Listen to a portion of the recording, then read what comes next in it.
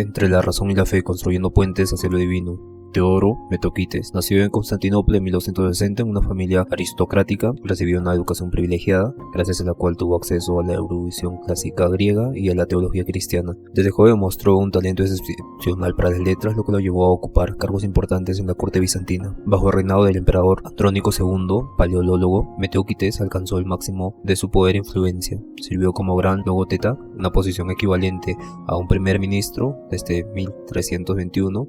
En este rol fue responsable de la administración del imperio y se involucró profundamente en las reformas fiscales y políticas. Sin embargo, en 1328, tras la caída de Andrónico II, Metoquites fue destituido y exiliado brevemente, aunque más tarde regresó a Constantinopla y se retiró a la vida monástica a la iglesia del monasterio de Chora, donde también patrocinó su magnífica restauración y decoración con frescos y mosaicos. Metoquites falleció en 1332, dejando un legado intelectual y artístico significativo. Teodoro fue un erudito polímata, pero su principal interés filosófico radicaba en la interacción entre el neoplatonismo y el cristianismo. A lo largo de su vida buscó sintetizar la herencia filosófica clásica de la Grecia antigua con la teología cristiana ortodoxa. El pensamiento de Metoquites refleja una profunda influencia de los escritos neoplatónicos, especialmente de Plotino y Proclo, quienes subrayaron la idea de un principio supremo trascendental del cual emanaban todas las realidades. Metoquites trató de conciliar estas ideas con el dogma cristiano ortodoxo, donde Dios es fuente última de todo ser. Para Metoquites, el intelecto humano tiene la capacidad de conocer lo divino a través de la contemplación, aunque la revelación divina sigue siendo fundamental para el conocimiento de la verdad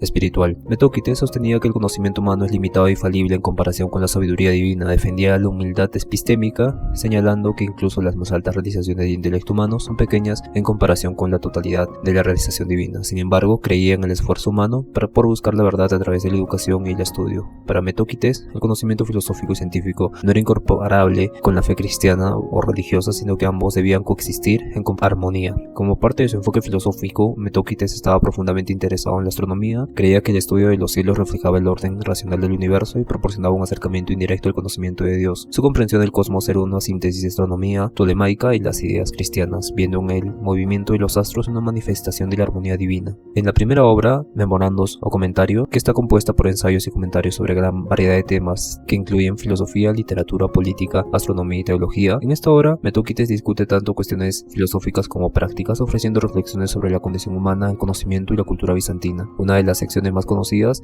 es su discusión sobre la condición inestable del poder y el fugaz carácter de la riqueza y la fama, lo que refleja su experiencia personal tras la caída de su carrera política. En esta obra, Metoquites explora los límites del conocimiento humano y cómo el intelecto, aunque poderoso, tiene limitaciones cuando se enfrenta a las realidades espirituales. Aquí es donde se introduce un concepto de humildad epistémica. También reflexiona sobre la relación entre la filosofía griega antigua y el cristianismo, argumentando que ambas tradiciones, aunque diferentes en ciertos aspectos, buscan la verdad última. Como astrónomo, Metoquites escribió varios tratados explicando la astronomía tolemaica. Aunque no era un científico en el sentido moderno, sus escritos fueron una síntesis de conocimientos astronómicos griegos y bizantinos.